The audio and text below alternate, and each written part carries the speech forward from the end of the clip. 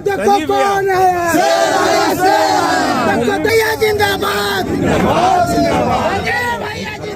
धनबाद नगर निगम चुनाव में मत पत्रों की गिनती 2 दिनों में पूरे होने के बाद आखिरकार देर रात मेयर पद के लिए संजीव सिंह के नाम की आधिकारिक घोषणा हो गई।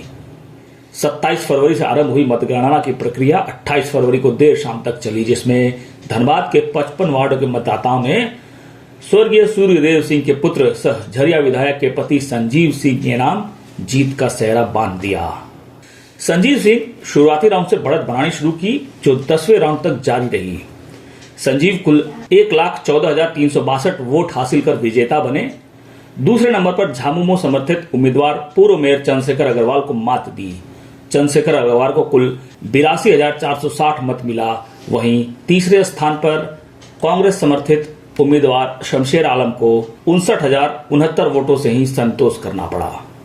इधर मतगणना प्रक्रिया चल रही थी, उधर संजीव सिंह के समर्थकों में जीत का उत्साह भी साफ झलक रहा था। समर्थकों ने संजीव सिंह की जीत की घोषणा होते ही रंग गुलाल उड़ाकर अपनी जीत की खुशियां बांटी। उपायुक्त ने मतगणना प्रक्रिया में शामिल सभी लोगों को धन्यवाद देते हुए कहा कि विजेता प्रत्याशियों को शोभा यात्रा निकालने वास्ते प्रक्रिया निर्धारित की गई है। ऐसा होली पर्व को देखते हुए किया गया है ताकि शहर में शांति व्यवस्था भंग न हो पाए। हो गया, अब हम लोग अनाउंसमेंट करने जा रहे हैं। संख्या का अनाउंसमेंट आरओ के स्तर से होता है, वो अभी कुछ देर में अनाउंस कर देंगे। काउंटिंग पूरा कंप्लीट हो गया सभी हॉल्स में और सभी वार्ड।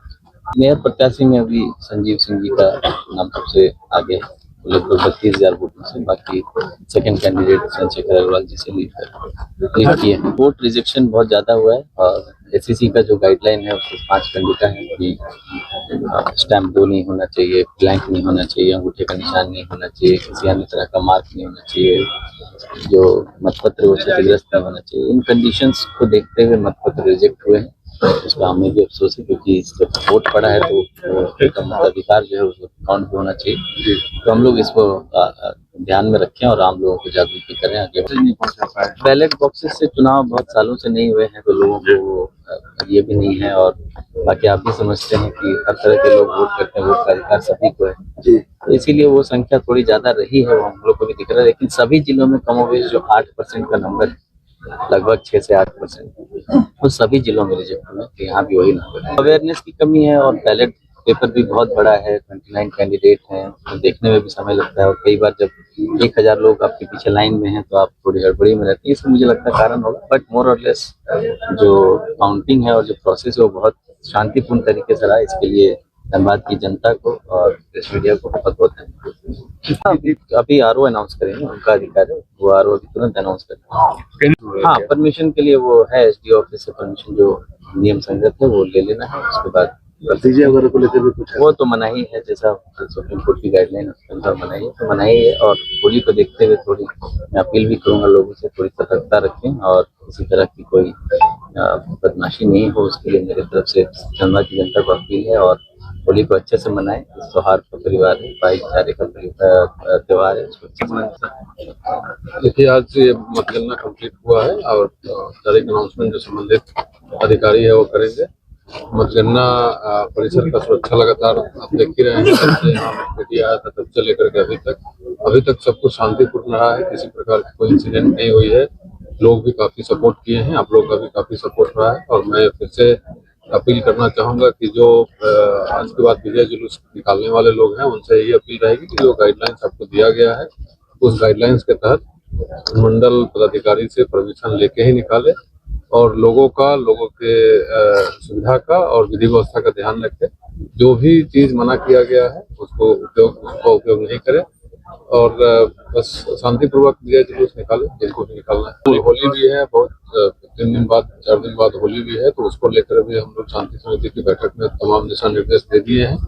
मैं आप सभी को और आपके माध्यम से तमाम जिले वासियों को होली की अग्रिम शुभकामनाएं और लोगों से अपील करता हूं कि शांति बनाए रखें, विधि व्यवस्था को अपने हाथ में नहीं लेते हुए विधि व्यवस्था बनाते हुए होली खेले। हर्षोल्लास का पर्व है, अच्छे से खेले और जो भी कोई अगर नहीं लगाना चाहता है, नहीं खेलना चाहता है, उसके साथ जबरदस्ती नहीं करे। कोई भी ऐसा काम नहीं करे जिससे किसी पर्टिकुलर धर्म और धार्मिक भावना को ठेस पहुंचे।